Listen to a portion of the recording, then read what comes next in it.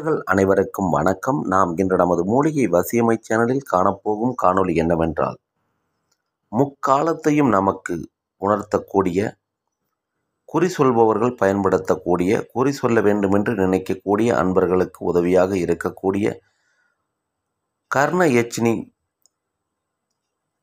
வசிய முறை மற்றும் பயன்படுத்தும் முறைகள் பற்றிய காணொளிதான் இன்றைய காணொளி. யட்சினிகள் பற்றிய தொடர் காணொளியில் அடுத்ததாக நாம் இன்று இதை பார்க்க இருக்கிறோம். இந்த காணொளி உங்களுக்கு பயனுள்ளதாக இருக்கும். எனவே இதை ஸ்கிப் செய்யாமல் பார்த்து பயன்பெறுங்கள். மேலும் நமது மூலிகை வசியமை சேனலை முதன்முறையாக பார்க்கும் அன்பர்கள் என்றால் நமது சேனலை சப்ஸ்கிரைப் செய்து பாருங்கள். அறிந்து கொள்ள விரும்புபவர்கள், குறிப்பாக தனக்கு என்ன நடக்கப் போகிறது எதிர்காலத்தில் என்று தெரிந்து கொள்ள விரும்பக்கூடிய தனிநபர்களும் இந்த யட்சினி தேவியை வசியம் செய்து நல்ல காரியங்களுக்காக பயன்படுத்தி கொள்ளலாம். இந்த யட்சினி தேவியானவர் உங்களுக்கு பல விதங்களில் உதவியாக இருப்பார்.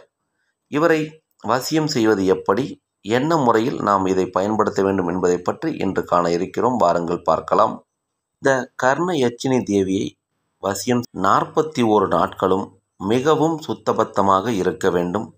நீங்கள் இருக்கக்கூடிய அறையானது மிகவும் தூய்மையான அறையாக இருக்க வேண்டும். அந்த அறையில் உங்களை தவிர வேறு பிற நபர்கள், அவர் குடும்ப உறுப்பினராக இருந்தாலும் வருவதற்கு அனுமதிக்கக்கூடாது. உங்களுடைய மனநிலையை, அதாவது சிந்தைகளை மாற்றக்கூடிய வேறு எந்த பொருட்களையும் அங்கு வைக்காதீர்கள். பூஜைக்கு தேவையான பொருட்களும் மங்களகரமான வாசனை திரவியங்களும் வைத்திருந்தால் போதும். இந்த கர்ண யட்சினி தேவியை வசியம் செய்வதற்கு அவருக்கு பிடித்தமான வசியமை தயாரித்து வைத்து கொள்ள வேண்டும். அடுத்ததாக இந்த தேவியினுடைய எந்திரம் கண்டிப்பாக வரைந்து வைத்து கொள்ள வேண்டும். இவற்றுடன் இந்த தேவிக்கு பிடித்தமான மூலிகையையும் வைத்து கொள்ள வேண்டும். இந்த 3 பொருட்களும் நீங்கள் வைத்து செய்யும் பொழுதுதான் கர்ண யட்சினி தேவியானவர் உங்களுக்கு முறைப்படி வசியமாகி உங்களுக்கு கேட்டவற்றை கொடுப்பார், முக்காலமும் உணர்த்துவார். இதை வைத்து நீங்கள் குறி சொல்லலாம். உங்களுடைய தனிப்பட்ட வாழ்க்கையில் என்ன நடக்கிறது, நடந்தது, நடக்கப் போகிறது, 3ஐயும் உங்களுக்கு விளக்கமாக கூறக்கூடிய இந்த யட்சினி தேவியை நீங்கள் முழுமையாக பயன்படுத்தலாம். யட்சினி வசியமை தேவைப்படக்கூடிய மூலிகைகள் சிலவற்றை மட்டும் நான் இந்த காணொலியில் கூறுகிறேன். எதற்காக என்றால், இந்த மூலிகைகள் எல்லாம் பயன்படுத்த வேண்டும் என்று முழு விளக்கமாக கொடுக்க முடியாது.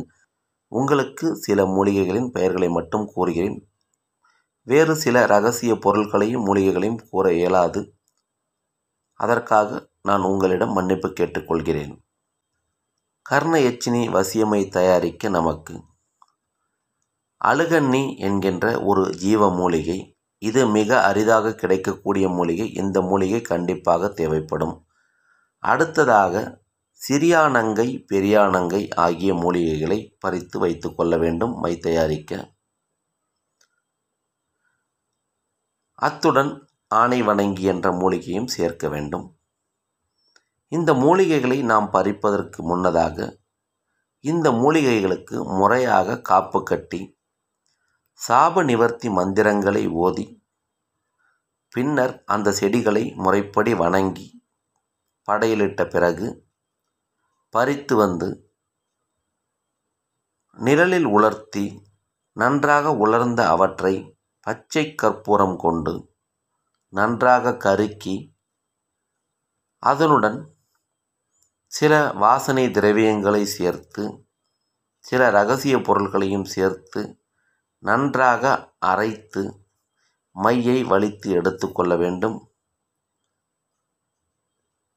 இந்த மையை கர்ண யட்சினி தேவியின் வசிய எந்திர தகட்டுடன் வசிய மூலிகைகளையும் சேர்த்து முறைப்படி வாசனாதி திரவியங்களை கொண்டு அந்த எந்திர தகட்டை சுத்தி செய்ய வேண்டும். சுத்தி செய்த பிறகு இந்த தேவிக்கு உரிய மந்திரத்தை 1008 முறை நாம் கூறி முடிக்க வேண்டும். கூறி முடித்த பிறகு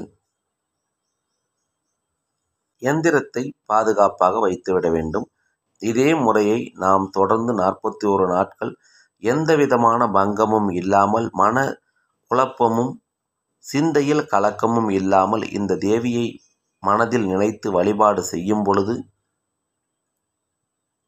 அதற்குண்டான பூஜை பொருள்கள், பழங்கள், மலர்கள், வாசனை திரவியங்களை வைத்து பயன்படுத்தி மந்திரங்களை முறைப்படி உச்சரிக்கும் பொழுது இந்த தாயானவள் 41 நாள் முடிவில் உங்களுக்கு கண்டிப்பாக காட்சி தருவாள். அந்த தாயை பார்த்து அவளுடைய அழகில் மயங்கி அவளை மோகிக்காமலும் காம பார்வை பார்க்காமலும் இருக்கக்கூடிய அன்பர்களுக்கு இந்த தாய் கண்டிப்பாக வசியமாவாள். இந்த யட்சினி தாயை வசியம் செய்த பிறகு உங்களுக்கு முக்காலமும் உணர்த்துவார். இதை வைத்து நீங்கள் குறி சொல்லலாம் அல்லது உங்களுடைய தனிப்பட்ட வாழ்க்கையில் நல்ல செயல்களை செய்வதற்கு பயன்படுத்தி கொள்ளலாம்.